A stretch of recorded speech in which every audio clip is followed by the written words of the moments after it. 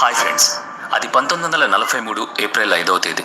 బ్రెజిల్కి చెందిన ముగ్గురు మత్స్యకారులు ఆ రోజు తమ వేట నిష్ఫలమైందని, చేపలు ఎక్కువ సంఖ్యలో వలలో చిక్కలేదని బాధపడుతున్నారు. అంతలో సముద్రంలో చూపుకు అందేంత దూరంలో కట్టెలతో కట్టిన ఓ ఫంటు మీద ఒక చైనా వ్యక్తి వీళ్ల వైపు చూస్తూ సంతోషంతో అరుస్తూ కనిపించాడు. అతను చేతులూపుతూ హడావుడి పడిపోతున్నాడు. చినిగిన వస్త్రాలతో చాలా దయనీయంగా కనిపిస్తున్న అతని ముఖం మాత్రం మహదానందంతో వెలిగిపోతోంది. ముగ్గురు మత్స్యకారులు అతన్ని ఒడ్డుకు లాక్కెళ్లారు. అతని భాష వీళ్ళకి రాకపోవడంతో అతను చెప్పేది అర్థం చేసుకోలేకపోయారు. మొత్తానికి కష్టపడి చైనా వారి భాష తెలిసిన ఓ వ్యక్తిని పట్టుకొచ్చి అతనితో మాట్లాడించారు. అతని పేరు ఫూన్ లిమ్ అని తెలుసుకున్నారు. అతను గత 133 రోజులుగా సముద్రంలోనే దారి తప్పి అటు ఇటు గాలివాటును తిరుగుతున్నాడట. ఇన్నాళ్లకు బ్రెజిల్ తీరానికి చేరుకున్నాడు. మరతను ఎక్కడివాడు, ఎలా అక్కడికి వచ్చాడు, ఏమైంది అసలు? ఈ ప్రశ్నలకు అతను సమాధానం ఇచ్చాడు. ఫూన్ లిమ్ 1918 మార్చి 8 నాడు హైనాన్ దీవిలో జన్మించాడు. దక్షిణ చైనా సముద్రంలో ఉన్న హైనాన్ దీవి చైనా దక్షిణ ప్రాంతపు చివరి రాష్ట్రం. ఆ కాలంలో ప్రపంచం మొత్తం అల్లకల్లోలంగా ఉంది. ప్రపంచ యుద్ధాలు, మహమ్మారులు ప్రజలను పీడిస్తున్నాయి. ఫూన్ లిమ్ కుటుంబం ఉన్న ప్రాంతాన్ని 1920 నాటికి జపాన్ సైన్యం ఆక్రమించుకునే ప్రయత్నాల్లో ఉందనే వార్తలొచ్చాయి. చైనా ప్రభుత్వం దేశంలో ఉన్న యువతను సైన్యంలోకి బలవంతంగా చేర్చుకోవచ్చనే భయంతో ఫూన్ లిమ్ తండ్రి తన కొడుకును సైన్యం చేతుల్లోకి వెళ్లకుండా కాపాడుకోవడం కోసం కుటుంబంతో సహా మలేషియాకు వలస వెళ్లాడు. ఫూన్ లిమ్కి అక్కడి జీవితం పట్ల నిరాసక్తత పెరిగిపోసాగింది. తండ్రి చేపల వేటతో కుటుంబాన్ని పోషించేవాడు. ఫూన్ లిమ్ అందులో ఎమడలేకపోయాడు. లిమ్ యుక్త వయసు వచ్చేసరికి పంతం పట్టి మరీ గ్రేట్ బ్రిటన్ మర్చెంట్ నేవీలో చేరాడు. అతనికి కేబిన్ బోయ్ నిధులు అప్పగించబడ్డాయి. తమ నౌక సముద్రంలోకి వెళ్ళినప్పుడు లిమ్ తొలిసారిగా ముందెన్నడూ ఎరుగని స్వేచ్ఛను అనుభూతిని పొందాడు. కానీ తను స్వేచ్ఛ అనుకున్నది సంఖ్యలు వేసిన స్వేచ్ఛ అని కొద్ది రోజులకే తెలుసుకున్నాడు. తనతో సహా నౌక మీద ఉన్న ఆసియా దేశాల కార్మికులందరూ అతి తక్కువ జీతానికి పనిచేస్తున్నట్టు లిమ్కి అర్థమైంది. పైగా తమ పట్ల బ్రిటిష్ నావికా సిబ్బంది చాలా చులకనగా ప్రవర్తించడం కూడా గమనించాడు. నిరంతరం తమను కించపరుస్తూ మాట్లాడడం అతనికి అస్సలు నచ్చలేదు. అన్నిటినీ భరిస్తూ 1937 వరకు మెర్చెంట్ నేవీలో కొనసాగాడు లిమ్. ఆ తర్వాత హాంకాంగ్ చేరుకుని మెకానిక్గా పనిచేశాడు. అయితే జపాన్ దాడులు ఎక్కువ కావడంతో సముద్రం మీద కొలువులే రక్షణ అనుకున్నాడు. 1941లో మరలా మర్చెంట్ నేవీలో చేరాడు. జపాన్ దాడులు చేస్తూనే ఉంది. లిమ్ అక్కడికి ఎక్కడికి తిరుగుతూ ఏదోలా బ్రతుకు కొనసాగించాడు. అయితే ఏడాది గడిచేసరికి 1942లో బెన్లోమోండ్ అనే రవాణా నౌకలు కొలువుకు కుదిరాడు. దాదాపుగా 420 అడుగుల పొడవు, 540 టన్నుల బరువైన ఈ భారీ రవాణా నౌక మిత్రపక్ష దేశాల సైనిక సమూహాలకు అవసరమైన వస్తు సామాగ్రిని చేరవేసేది. కాబట్టి ప్రపంచం మొత్తం చుట్టొచ్చేది. అలా 1942 నవంబర్ 23న అమెరికా ఈశాన్య ప్రాంతంలోని సురినామ్కి వెళ్లసాగింది. సురినామ్ అప్పటికి నెదర్లాండ్స్ ఆధీనంలో ఉండేది. బెన్లోమోండ్ నౌక సురినామ్లో ఆగిన తర్వాత అక్కడి నుంచి న్యూయార్క్కి వెళ్లాల్సి ఉంది. వాస్తవానికి నౌకలో భారీ ఆయుధాలే రవాణా అవుతున్నాయి. కానీ నౌకలోని సిబ్బంది వద్ద మాత్రం తేలికపాటి ఆయుధాలే ఉన్నాయి. ఎవరైనా దాడి చేసినా అవి తమను తాము కాపాడుకోవడానికి కూడా అక్కరకు రాకపోవచ్చు. అది వారికి తెలుసు. యుద్ధ నౌక కానీ జలాంతర్గామి కానీ దాడి చేస్తే ఎవరైనా వీళ్ళని కాపాడడానికి వచ్చేందుకు కూడా తగినంత సమయం ఉండదు. పైగా నౌక వేగం తక్కువ. 1942 నవంబర్ 23 నాడు అది వెళ్తున్న మార్గంలోనే జర్మనీ వారి జలాంతర్గాములు గస్తీకి తిరుగుతున్నాయి. ఇక జర్మనీ జలాంతర్గామి బెన్లోమోండ్ని గమనించింది. 2 టార్పిడోలతో దాన్ని ధ్వంసం చేసింది. బెన్లోమోండ్ మీదున్న సిబ్బందిలో 54 మంది అక్కడికక్కడే చనిపోయారు. కొంచెం సేపటికి తతిమా సిబ్బందితో నౌక నీట మునిగింది. సదరు నౌకలో ఉన్న లిమ్ ఒక్కడు మాత్రమే ప్రాణాలతో ఉండడాన్ని అదృష్టమని అనుకుందాం. ఆ ఒక్కడు ఒకే ఒక్క లైఫ్ జాకెట్ సాయంతో దూరంగా కొట్టుకుపోయాడు.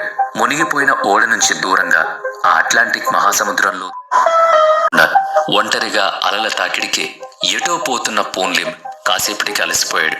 మునిగిపోకుండా ఉన్నాడన్న మాటే కాని తనకు రోజులు దగ్గర పడ్డాయని అనుకున్నాడు. చుట్టూ అనంత జలరాశి, కానీ దాహం తీరేది కాదు. తినేందుకు ఆహారం లేదు, మాట్లాడేందుకు మరొక ప్రాణి లేదు. అసలు తాను ఎక్కడున్నాడో కూడా తెలియదు. ఎన్నాళ్ళు బ్రతుకుతాడో కూడా తెలియదు. నీళ్లల్లో ఏదైనా ఆపద ముంచుకొస్తే కాచుకోవడానికి దారి లేదు. పగలు ఎండ, రాత్రి చలి, ఈ 2 వాతావరణాలు తనని నలిపేస్తున్నాయి. కానీ అతన్ని అలాగే ఉండనిచ్చింది మాత్రం ఒకే ఒకటి. అదే అతనిలోని జీవేచ్ఛ. అందుకు దోహదం చేస్తున్నట్టుగా కర్రలతో కట్టిన ఒక బల్లకట్టు నీటి మీద తేలుతూ కనిపించింది. కనిపించని దేవుడికి కనిపించిన బల్లకట్టుకు దండం పెట్టుకున్నాడు. కృతజ్ఞతలు చెప్పుకున్నాడు.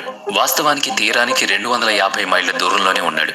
కానీ అతనున్న సముద్ర అంతరంగాల వెల్లువ అతన్ని పశ్చిమ దిశగా దక్షిణ అమెరికా దేశం బ్రెజిల్ వైపు తోసుకుంటూ వెళ్ళింది. అక్కడ పోర్చుగీస్ భాష మాట్లాడే ప్రజలు అత్యధికం. ఈ మాటలు ఎందుకు చెప్పుకుంటున్నామో తెలుసా? అక్కడి భాష ఇతని భాష వాళ్ళకి అర్థం కాక దుబాసీని రప్పించుకోవాల్సి వచ్చింది. మనం వీడియో ఆరంభంలో చెప్పుకున్నాం, గుర్తుందా? అది కూడా సమస్య మరి. అట్లాంటిక్ మహాసముద్రంలో చుక్కాని లేని ఓ చిన్న బల్లకట్టు మీద చలో చలో మా దేశానికి పదమంటే అది వింటుందా? సముద్రం అతని మాటల్ని ఖాతరు చేస్తుందా? అది చెప్పినట్టుగా లిమ్ వినాల్సిందే.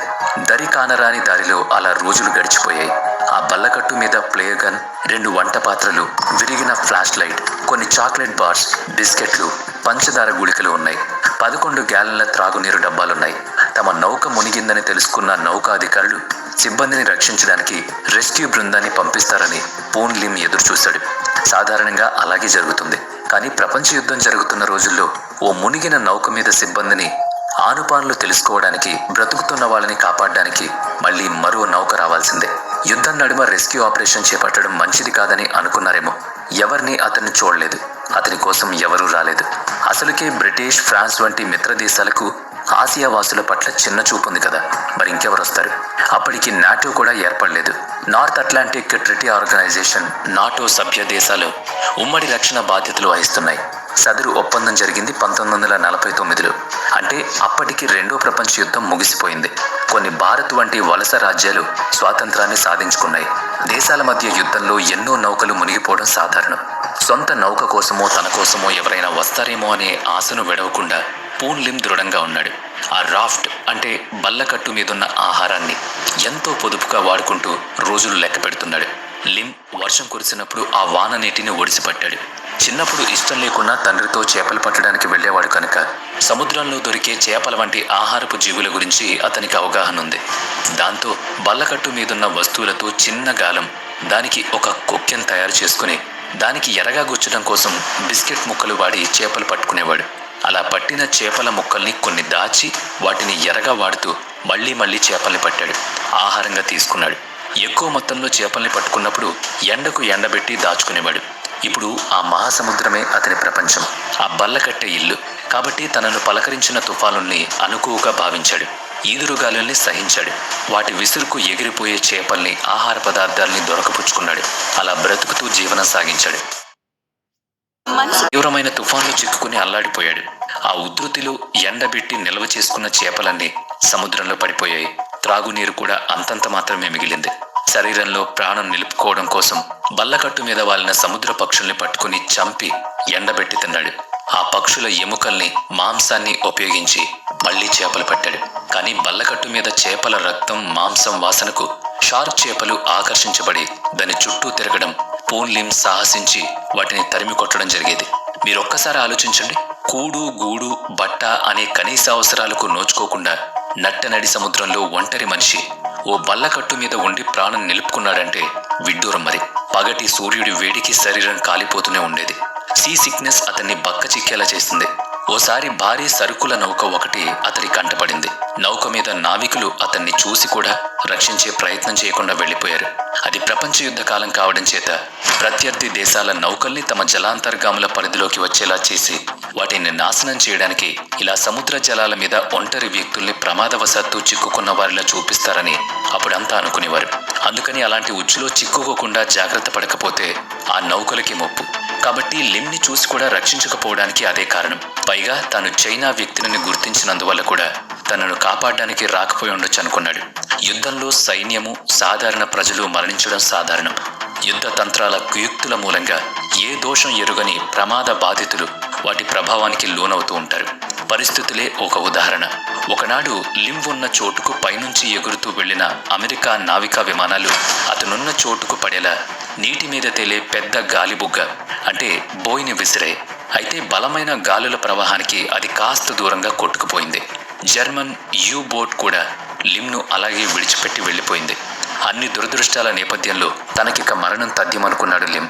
అలాంటి సమయంలోనే సముద్రపు నీరు తేటగా లేత నీలం రంగులో కనిపించడంతోనే లిమ్ మనస్సు భావోద్వేగానికి లోనైంది.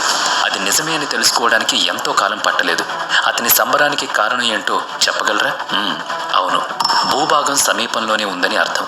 కనుకనే సముద్రపు నీరు అలజడి తగ్గి తేటగా కనిపించింది. అలా 1943 ఏప్రిల్ 5వ తేదీ నాటికి పూన్ లిమ్ సముద్రం నుంచి నేల మీదకి బ్రెజిల్ తీరానికి చేరుకున్నాడు. మొత్తం 133 రోజుల పాటు ఒంటరిగా సముద్రంలో నిరాశ ఆశ కలిసిపోయి ప్రయాణించాడు. పోషకాహార లోపంతో బక్క చిక్కిపోయిన అతడికి కొన్ని నెలల పాటు ఆసుపత్రిలో చికిత్స అవసరమైంది. ప్రతికూల పరిస్థితుల్లోనూ నిలదొక్కున్నందువల్ల కావచ్చేమో శారీరకంగా మానసికంగా లిమ్ దృఢంగా తయారయ్యాడని డాక్టర్లు కితాబిచ్చారు. అతని 130 రోజుల ఒంటరి సముద్ర జీవనం ప్రపంచ నావికా చరిత్రకే కాకుండా ప్రపంచానికి కూడా పరిచయమైంది. అతని ప్రఖ్యాతిని గమనించిన బ్రిటిష్ ప్రభుత్వం అతన్ని లండన్కి రమ్మని పిలిచింది. ప్రజల సమక్షంలో సత్కరించింది. ఆ తర్వాత లిమ్ న్యూయార్క్ వెళ్ళాడు. అక్కడ ప్రజాభిమానాన్ని సత్కారాలను అందుకున్నాడు. వాళ్ళు అతన్ని సాహసిక నావికుడిగా పురస్కరించారు. కాలాంతరంలో లిమ్ మర్చెంట్ నేవీలో పనిచేసే వారికి సముద్రం మీద విపత్కర పరిస్థితుల్లో ఎలా జీవించాలన్న విషయాల గురించి శిక్షణనిచ్చాడు. ఆపత్కాలంలో ఎలా నెగ్గుకు రావాలో నేర్పించాడు. తన జీవితానుభవాల్ని పాఠ్యాంశాలుగా బోధించాడు. చిత్రంగా అతను మర్చెంట్ నేవీ షిప్ మీద అనుభవించిన జాతి వివక్ష ఇప్పుడు లేదు. పైగా అతడి చేత ఎన్నో దేశాల నావికులకు పాఠాలు చెప్పబడ్డాయి. అంటే అతని హోదా ఇప్పుడు మారింది కాబట్టి. అలా బ్రతికి బట్టగట్టిన పూన్ లిమ్ తన 72వ ఏట 1991వ సంవత్సరంలో న్యూయార్క్లో కాలం చేశారు. నౌకాయాన చరిత్రలో తనకు ఒక పుట లిఖించుకున్న తర్వాత తనకు తానుగా వచ్చిన చావుని స్వాగతించారు తప్ప బలవంతంగా వచ్చిన చావుని వెనక్కి తోస్తూనే ఉన్నాడు ఆయన.